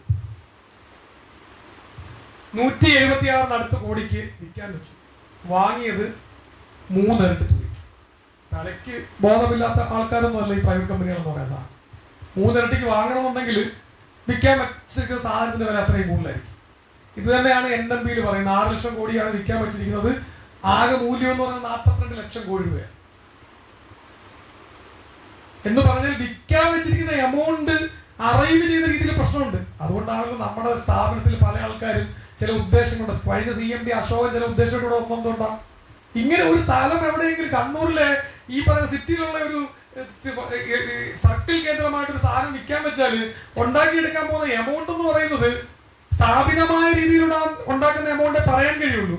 ആക്ച്വൽ വാല്യൂ എന്ന് പറയുന്നത് 10-15 ഇരട്ടിയായിരിക്കും. വിറ്റാൽ കിട്ടുന്ന എമൗണ്ട് പോക്കറ്റിലിരിക്കുന്ന ചെറുതൊന്നും ആയിരിക്കില്ല. അപ്പൊ ഞാൻ പറഞ്ഞു വന്നത്, ചണ്ഡീഗഡില് ഇത് വിറ്റപ്പം 3 ഇരട്ടി വിലയ്ക്കാണ് വോട്ട് ചെയ്തത്. പക്ഷെ നമ്മൾ സ്ഥിരമായി പറയുന്ന എഫിഷ്യൻസിയുടെ അടിസ്ഥാനത്തിലാണോ ഇത് കൊടുക്കപ്പെട്ടത്? പരിശോധിക്കപ്പെടണം. കാരണം ചണ്ഡീഗഡിലെ ഇലക്ട്രിസിറ്റി കമ്പനി വാങ്ങിച്ചിരിക്കുന്നത് RP ഗോയങ്ക ഗ്രൂപ്പ് കൊൽക്കത്ത നടത്തുന്നുണ്ട്. അതാണ് പേരന്റ് കമ്പനി. അവരുടെ ലോസ് എന്ന് പറയുന്നത് അവരുടെ സിറ്റിക്കുള്ളിലാണ്. PFC പറഞ്ഞ 8.2% ലോസ് ഉണ്ടെന്ന് പറയുന്നത്. സിറ്റിക്കുള്ളിൽ മാത്രം പ്രവർത്തിക്കുന്ന കമ്പനി, ഗ്രാമങ്ങളില്ല. ഇതേ രീതിയിൽ ടാറ്റ പവർ ഡൽഹിയിൽ പ്രവർത്തിക്കുന്നുണ്ട്, 6% ലോസേ ഉള്ളൂ. സിറ്റിക്കുള്ളിലെ നമ്മുടെ ലോസ് എടുത്ത് പരിശോധിച്ചാൽ ഇപ്പൊ നമുക്ക് പരിശോധിക്കപ്പെടാം. കാരണം സ്മാർട്ട് മീറ്റർ വരുമ്പോഴത്തേക്ക് ഓരോ സർക്കിളിന്റെ ലോസ് ഒക്കെ പരിശോധിക്കപ്പെടും. തുച്ഛമായ ലോസ് ആയിരിക്കും. ആ രീതിയിൽ എഫിഷ്യന്റ് ആയ ഒരു കമ്പനിക്കാണോ ഇത് കൊടുത്തതെന്ന് ചോദിച്ചാൽ പോലും അല്ല എന്നാണ് കണക്കുകൾ സൂചിപ്പിച്ച് നമുക്ക് ഉത്തരം പറയാൻ കഴിയും. അതുകൊണ്ട് ഇതിന്റെയൊക്കെ ഉദ്ദേശം ഈ സാധനങ്ങളെ സ്വകാര്യവൽക്കരിച്ചുകൊണ്ട് എഫിഷ്യന്റ് ആയി നടത്തിപ്പോകാമെന്നുള്ളതല്ല. ഇതൊക്കെ ചൂഷണ വിധേയമാക്കി നാട്ടുകാരുടെ കയ്യിൽ നിന്നും പൈസ പിരിക്കാനുള്ള ഏറ്റവും നല്ല ഒരു സ്ഥലം പവർ സെക്ടറാണ്. ഏത് രീതിയിൽ എങ്ങനെ മുടക്കിയാലും അവസാനം ഡിസ്ട്രിബ്യൂഷൻ ലൈസൻസുകളുടെ മേളിലേക്ക് ഇട്ടുകൊടുത്തുകൊണ്ട് നാട്ടുകാർക്ക് പൈസ കിട്ടും. അപ്പം ഈ രീതിയിലേക്ക് മാറുകയാണ്. നാഗ്പൂരിൽ പുതിയൊരു ഓർഡർ വന്നു. എന്താണ്? 2010 കാലഘട്ടങ്ങളിൽ നമ്മൾ സമരം ചെയ്ത് റോഡിൽ ഇറങ്ങി മൾട്ടിപ്പിൾ ലൈസൻസിക്കെതിരെ. 2003 ആക്ടിലെ പ്രധാന സാധനമായിരുന്നു ഒരു സ്ഥലത്ത് 1-ൽ കൂടുതൽ ലൈസൻസുകളാണ്. രാജ്യത്തിന്റെ തന്നെ എന്താണ് ഊർജ്ജ ഉറവിടത്തിനെ വേസ്റ്റ് ആയിക്കൊണ്ടിരിക്കുന്നു. ഒരു സ്ഥലത്ത് റോഡിന്റെ വലത് സൈഡിൽ ഒരു ലൈനുണ്ട്, ഇടത് സൈഡിൽ ടാറ്റയ്ക്ക് ലൈനുണ്ട്. നാഗ്പൂരിൽ ഇപ്പൊ അത് അനുവദിച്ചു കൊടുത്തു. ലാസ്റ്റ് ഹിയറിംഗ് നടന്നുകൊണ്ടിരിക്കുക. എന്ന് പറഞ്ഞാൽ നമ്മൾ എന്തൊക്കെ ഇടയ്ക്ക് നമ്മൾ പറഞ്ഞതാണ്, മൾട്ടിപ്പിൾ ലൈസൻസ് എന്ന് പറയുന്ന സാധനം നാഷണൽ വേസ്റ്റ് ആണ്. ഇത് ഏകദേശം സെൻട്രൽ ഗവൺമെന്റ് തോന്നിയിട്ടുണ്ട്. അതുകൊണ്ടാണ് നിങ്ങൾ കണ്ടന്റ് ആൻഡ് കാര്യത്തിലേക്ക് പോകുന്നത്. പക്ഷേ ഇവർ ഇതൊന്നും വിടുന്നില്ല. പല സ്ഥലങ്ങളിൽ ഒരേ സമയത്ത് സൈമിൾട്ടേനിയസ് ആയിട്ട് പല സാധനം പരിശോധിക്കപ്പെടുന്നുണ്ട്. ഈ സാധനങ്ങളെയൊക്കെ പരിശോധിച്ച് കൃത്യമായി പോകണം. ഇതിനെതിരെയുള്ള സമരങ്ങൾ കൃത്യമായി നടത്തി ഈ സ്ഥാപനത്തിനെയും ഈ സമൂഹത്തിലെ ആളുകളുടെ ദാരിദ്ര്യം മാറ്റത്തിനും, സ്ഥാപനത്തിനെ മാത്രമല്ല, അതാണ് നമ്മൾ പ്രത്യേകം ശ്രദ്ധിച്ചു പോകേണ്ടത്. അടിവരയിട്ട് പറഞ്ഞു പോകേണ്ട സാധനം അതാണ്. വൈദ്യുതി എന്ന് പറയുന്ന രാഷ്ട്രീയത്തിൽ ഈ സ്ഥാപനം സംരക്ഷിക്കപ്പെടുക മാത്രമല്ല ചെയ്യുന്നത്. നമ്മൾ പറയുന്ന കാര്യങ്ങൾ നടപ്പിലാക്കിയാൽ, നമ്മൾ ഈ പറഞ്ഞു വെച്ച ഓരോ കാര്യങ്ങളും എടുത്ത് പരിശോധിച്ചാൽ ഈ സാധനം ക്യാപെക്സ് മോഡൽ അല്ലെങ്കിൽ രാജ്യത്തിന്റെ ഇൻട്രസ്റ്റിന് വേണ്ടി നടപ്പാക്കിയിരുന്നെങ്കിൽ ഈ രാജ്യത്തെ പാവപ്പെട്ട ആൾക്കാർക്ക് ഇതിലും കുറഞ്ഞ രീതിയിൽ വൈദ്യുതി കൊടുക്കാമായിരുന്നു. അവന്റെ വികസന സ്വപ്നങ്ങൾക്ക് നിറം പകരാൻ കഴിയുമായിരുന്നു. ഈ കാര്യങ്ങൾ നമ്മൾ കൃത്യമായി പരിശോധിച്ചു പോകണം. ഇവിടെ ഞാൻ പറഞ്ഞതുകൊണ്ട് പല മേഖലകൾ പിടിക്കുന്നതുകൊണ്ട് തന്നെ കടമെടുപ്പ് വരുത്തിയിൽ നമ്മളെ കയറി പിടിച്ചു. അതിന് എന്താ വെച്ചത്? പവർ സെക്ടറിലെ സാധനം എടുത്ത് വെച്ചു. അതും ട്രാപ്പാണ്. എന്തുകൊണ്ടാ? സംസ്ഥാനങ്ങൾ കടമെടുക്കാൻ വേണ്ടിയിട്ട് കേന്ദ്രം പറയുകയാണ് ഒരു നിർദ്ദേശം കൂടെ പവർ സെക്ടറിലെ ചില 12 എൻട്രി ലെവൽ കണ്ടീഷൻസ് വെച്ചു. 12 എൻട്രി ലെവൽ കണ്ടീഷൻസ് വെച്ചു. നമ്മൾ എൻട്രി ലെവൽ കണ്ടീഷൻസ് കഷ്ടിച്ച് രക്ഷപ്പെടും. അതുകൊണ്ട് 0.25% കടമെടുക്കാം. പക്ഷെ യഥാർത്ഥത്തിൽ കടമെടുപ്പിന് വേണ്ടി പവർ സെക്ടറിന്റെ നിബന്ധനകൾ വെക്കണോ? ഇന്ന് 12 എൻട്രി ലെവൽ കണ്ടീഷൻ വെച്ചു. നമ്മളത് പാലിക്കപ്പെട്ട സാധനമാണ്. നാളെ ഇതേ ഗവൺമെന്റ് പറയുകയാണ് ഈ പവർ യൂട്ടിലിറ്റികൾ നിങ്ങൾ പ്രൈവറ്റൈസ് ചെയ്താൽ, അൺബണ്ടിൽ ചെയ്ത് പ്രൈവറ്റൈസ് ചെയ്താൽ മാത്രമേ കടമെടുക്കാൻ പറ്റൂ എന്ന് പറയാൻ എന്ത് ചെയ്യും? ഇപ്പൊ അത് ബോണസ് മാർക്കായി കിട്ടിക്കണേ. ലൈൻ അപ്പുറത്തുനിന്നേ ഉള്ളൂ. ആദ്യം എൻട്രി ലെവല്, പിന്നെ മാർക്ക്, പിന്നെ ബോണസ്. ഇങ്ങനെയാണ് ഓർഡർ. ഈ ബോണസിനെ പഠിച്ച് എൻട്രി ലെവൽ കഴിഞ്ഞാൽ നമ്മൾ പുറത്തായി. അത്രയ്ക്ക് ദൂരമേ ഉള്ളൂ. അതുകൊണ്ട് ഇത്തരത്തിലുള്ള നടപടികളെ കുലങ്കുഷമായി അനലൈസ് ചെയ്ത് നമ്മൾ പ്രതികരിച്ചുകൊണ്ടിരിക്കും. ഇതിനെതിരെയുള്ള സമരങ്ങൾ നമ്മൾ നിരവധിയായി നടത്തി. ഇത്തരത്തിലുള്ള പ്രവർത്തനങ്ങളാണ് നമ്മൾ ഈ സമ്മേളനത്തിൽ വിലയിരുത്തിട്ട് പോകേണ്ടത്. ഇവിടെ ഇങ്ങനെയൊക്കെ പറയുമ്പോഴും നമ്മൾ കോൺക്ലേവിൽ പരിശോധിക്കപ്പെട്ട മാതിരി സ്ഥാപനത്തിന്റെ ഫിനാൻഷ്യൽ പൊസിഷൻ, ഈ സ്ഥാപനത്തില് ആ രീതിയിൽ നമ്മൾ കോൺക്ലേവിൽ മുന്നോട്ട് വെച്ച രീതിയിൽ സ്ഥാപനം പ്രവർത്തിക്കുന്നുണ്ടോ ചോദിച്ചാൽ ഇല്ല എന്ന് തന്നെ പറയേണ്ടി വരും. സ്ഥാപനത്തിലെ ഫിനാൻഷ്യൽ പൊസിഷൻ നമ്മൾ വിലയിരുത്തിപ്പോയതാണ്. സ്ഥാപനത്തിലെ ഡയറക്ടർ ഫിനാൻസ് എന്താ പറയുന്നത്? ഈ സ്ഥാപനം നഷ്ടത്തിലാണ്, ഒരു പ്രൊജക്ട് ഏറ്റെടുക്കാൻ പറ്റില്ല, കോൺട്രാക്ടർക്ക് പൈസ കൊടുക്കാൻ കഴിയില്ല, നിങ്ങൾക്ക് DA വരാൻ കഴിയില്ല. ശമ്പള പരിഷ്കരണത്തിന് പൈസ ഇല്ല. ഇത് തന്നെയാണ് പറഞ്ഞുകൊണ്ടിരിക്കുന്നത്. എങ്കിൽ ഇത് സത്യമാണ്? സത്യമല്ല. ഈ സ്ഥാപനം നഷ്ടത്തിലല്ല നമ്മൾ പറഞ്ഞു തുടങ്ങിയത് 2016 കാലഘട്ടങ്ങളിലാണ്. ഇനി നമ്മുടെ കൂട്ടുള്ള ഒരു സ്ഥാപനം, സമൂഹത്തിന് വേണ്ടി പ്രവർത്തിക്കുന്ന ഒരു സ്ഥാപനം ലാഭത്തിലായിരിക്കണം നിർബന്ധമില്ല, നഷ്ടത്തിലാകാതെ പ്രവർത്തിച്ചാൽ മതി. അതാണെന്ന് പരിശോധിക്കപ്പെടണം. എങ്ങനെ പരിശോധിക്കപ്പെടാം? സ്ഥാപനം നഷ്ടത്തിൽ 2016 മുതൽ ഓപ്പറേറ്റിംഗ് പ്രോഫിറ്റിൽ പ്രവർത്തിച്ചുകൊണ്ടിരിക്കുന്ന ഒരു സ്ഥാപനം. അപ്പൊ ചോദിക്കും, ഓപ്പറേറ്റിംഗ് പ്രോഫിറ്റ് എന്ന് പറയുന്ന സാധനം നിങ്ങൾ ഉണ്ടാക്കിയ ഒരു പദമല്ലേ? ഇത് ചാനൽ ചർച്ചയിൽ എഞ്ചിനീയർ സൂസിന്റെ ഒരു സഖാവ് ചോദിച്ചാണ്. ഓപ്പറേറ്റിംഗ് പ്രോഫിറ്റ് പ്രവർത്തന ലാഭം എന്ന് പറയുന്നത് സ്റ്റോക്ക് എക്സ്ചേഞ്ചിൽ നിങ്ങൾ നിരീക്ഷിക്കുന്നവർക്കറിയാം, ഏത് കമ്പനിയെയും വിലയിരുത്തുന്നത് ഓപ്പറേറ്റിംഗ് പ്രോഫിറ്റിലൂടെയാണ്, അല്ലാതെ നെറ്റ് പ്രോഫിറ്റിലൂടെ അല്ല. ഓപ്പറേറ്റിംഗ് പ്രോഫിറ്റിന് ശാസ്ത്രീയമായ പദമുണ്ട്, എബിട്ട, EBITDA. അത് ശാസ്ത്രീയമായ പദമാണ്. അത് വിലയിരുത്തപ്പെടുമ്പോൾ KSEB 2016 മുതൽ ലാഭത്തില്ല. 23-24 അക്കൗണ്ട് ഓഡിറ്റ് ചെയ്ത അക്കൗണ്ട് പരിശോധിച്ചാൽ 262 കോടി രൂപ ലാഭത്തില്ല. നമ്മൾ സമരത്തിലൂടെ ആവശ്യപ്പെട്ട നമുക്ക് DA തരണമെന്ന് പറഞ്ഞ, അല്ലെങ്കിൽ നമ്മൾ നമ്മുടെ അവകാശ സമരങ്ങളുടെയും നമ്മൾ നേടിയെടുത്ത വർഗബോധത്തിന്റെയും അടിസ്ഥാനത്തിൽ നമ്മൾ നടപ്പിലാക്കിയ DA അതെന്തായിരുന്നു? ചില IAS-കാർക്കും ചില സവർണ രീതിയിൽ ചിന്തിക്കുന്നവർക്കും ഇത് കാണുമ്പോൾ ഉള്ളിൽ ചില സംഘടിക്കും. അതാണ് അശോകന് പറ്റിയത്. അശോകൻ നോക്കിയപ്പോ എനിക്ക് DA കിട്ടുന്നില്ല, എനിക്ക് DA പ്രഖ്യാപിക്കുന്നതിന് മുമ്പ് ഞാൻ നിങ്ങൾക്ക് DA തരണം. ഇതെങ്ങനെ ഉണ്ടാക്കിയെടുത്തതാ? നമ്മുടെ DA പ്രഖ്യാപിച്ചത് ലോങ് ടൈം സെറ്റിൽമെന്റിലൂടെ രാജ്യം WPI പ്രഖ്യാപിച്ചാൽ അതിന്റെ അടിസ്ഥാനത്തിൽ നിങ്ങൾക്ക് DA തരാം, നമുക്ക് DA കിട്ടിക്കൊണ്ട് വരുന്നു. ഈ DA തടസ്സപ്പെടുത്തിയതല്ലേ? അതിനുവേണ്ടി നീണ്ട സമരങ്ങൾ നമ്മൾ നടത്തുകയും ചെയ്തു, തുടർന്നും സമരം ചെയ്തു. ഇഫിയുടെ ഭാഗമായിട്ട് നമ്മൾ സമരം ചെയ്തു, 2 ഗഡു DA കിട്ടി. ഇനിയും നമുക്ക് കിട്ടാണ്ട് ആ സമരങ്ങൾ മുന്നോട്ട് കൊണ്ടുപോകേണ്ടതുണ്ട്. അതിന്റെ ഭാഗമായിട്ട് നമുക്ക് റീസ്ട്രക്ചറിംഗ് കമ്മിറ്റി ഉണ്ടാക്കാൻ പറ്റി. ആ കമ്മിറ്റിയുടെ ബോർഡ് ഓർഡറിൽ പുറത്തിറങ്ങിക്കൊണ്ടിരിക്കുന്നു. സമരങ്ങളുടെ ഭാഗമായിട്ടൊക്കെ തന്നെ നമുക്ക് നേട്ടങ്ങൾ നേടാൻ കഴിയുമ്പോഴും ഈ സ്ഥാപനത്തിലെ ഫിനാൻസിങ് യഥാർത്ഥത്തിൽ ഈ സ്ഥാപനത്തെ കാണേണ്ടുന്ന രീതിയിൽ കാണുന്നില്ല എന്ന് തന്നെ പറയേണ്ടി വരും. കാരണം എന്താ? കഴിഞ്ഞ വർഷത്തെ കണക്കുകൾ ഓഡിറ്റ് ചെയ്ത കണക്കുകൾ പരിശോധിച്ചാൽ ഏകദേശം 3100 കോടി രൂപയുടെ ക്യാപിറ്റൽ ഇൻവെസ്റ്റ്മെന്റ് നടത്തിയിട്ടുണ്ട്. കടമെടുത്തത്, ലോങ് ടൈം കടമെടുത്തത് 760 കോടി രൂപ. ബാക്കി പൈസ എവിടെ നിന്ന് കിട്ടി? കുറച്ച് നമ്മുടെ പ്രൊജക്ടുകളുടെ ഗുണനിലവാരം എങ്ങനെയാണ്? ലോസ് റിഡക്ഷന്റെ ഭാഗമായിട്ട് ഇന്റേണൽ ആയിട്ട് കുറച്ച് ക്യാഷ് ചെയ്യാൻ പറ്റി. 2400 കോടി രൂപ ജനറേറ്റ് ചെയ്യാൻ ചോദിച്ചാൽ കഴിയില്ല. അതിനെന്ത് ചെയ്തു അദ്ദേഹം? 1000 കോടിക്ക് അടുത്ത് ഷോർട്ട് ടൈം ലോൺ എടുത്തു. 760 കോടി രൂപയുടെ ലോങ് ടൈം ലോണും 1160 രൂപയുടെ ഷോർട്ട് ടൈം ലോണും എടുത്ത് ഏകദേശം 1800 കോടി രൂപയ്ക്ക് അടുത്ത് ലോൺ എടുത്തു. നമ്മൾ പറഞ്ഞത് എന്താ? കഴിഞ്ഞ സമ്മേളനം മുതൽ നമ്മൾ ചർച്ച ചെയ്തുകൊണ്ടിരിക്കുന്നു, നിങ്ങൾ ഈ സ്ഥാപനത്തെ പ്രവർത്തിപ്പിക്കേണ്ടത് എങ്ങനെയാണ്? സ്ട്രാറ്റജിക് ആയിട്ട് മാനേജ് ചെയ്യണം. അതെങ്ങനെയാ? പ്രൊജക്ട് ഫിനാൻസ് എടുത്തുകൊണ്ട് ആ പ്രൊജക്ടുകൾ വർക്ക് ചെയ്യുന്ന എംപ്ലോയിയെ ആ പ്രൊജക്ടിലേക്ക് ക്യാപിറ്റലൈസ് ചെയ്ത് എംപ്ലോയി കോസ്റ്റിൽ നിന്നും ആ എംപ്ലോയിയെ മാറ്റണം. അപ്പൊ ഞാൻ ഇവിടെ ആദ്യം സൂചിപ്പിച്ച ടോട്ടൽ എംപ്ലോയി കോസ്റ്റ് കുറയും. പ്രൊജക്ടിലേക്ക് എംപ്ലോയിയെ മാറ്റി ആ പ്രൊജക്ടിന് ടോട്ടലി പ്രൊജക്ട് ഫിനാൻസ് എടുക്കണം. ആരെങ്കിലും അപ്രൂവ് ചെയ്തിട്ടുണ്ടോ? നമ്മുടെ പ്രൊജക്ടുകൾ അപ്രൂവ് ചെയ്തിട്ടുണ്ട്. REC ഇപ്പൊ തന്നെ ഏകദേശം 6700 കോടിക്ക് അധികം ദുതി 2 സ്പെഷ്യൽ പാക്കേജും ട്രാൻസ്മിറ്റിൽ 2600 കോടി രൂപയും അപ്രൂവ് ചെയ്ത് കിടക്കുകയാണ്. 9.15% പലിശ നിരക്ക്. സംഘടന മുന്നോട്ട് വെച്ച പ്രപ്പോസൽ ആയിരുന്നു അത്. അവർ അപ്രൂവ് ചെയ്യുകയും ചെയ്തു, പക്ഷെ പൈസ എടുക്കില്ല. ഈ പൈസ എത്ര നാളുകൊണ്ട് അടച്ചാൽ മതി? 3 വർഷം മൊറട്ടോറിയം, 13 വർഷത്തേക്ക് നിങ്ങൾ അടച്ചാൽ മതി. ഇതിന്റെ ഗുണം എന്താ? വലിയ ഗുണം കിട്ടാൻ പോണത്. ക്യാഷ് ഫ്ലോയിൽ വലിയ വർധന ഉണ്ടാവും, നമ്മുടെ ബാലൻസ് ഷീറ്റ് കുറച്ചുകൂടെ മെച്ചപ്പെടും. ചില റേഷ്യോകൾ ഫിനാൻസിലിരിക്കുന്നവർക്കറിയാം, ചില റേഷ്യോകൾ കണക്കാക്കപ്പെടും.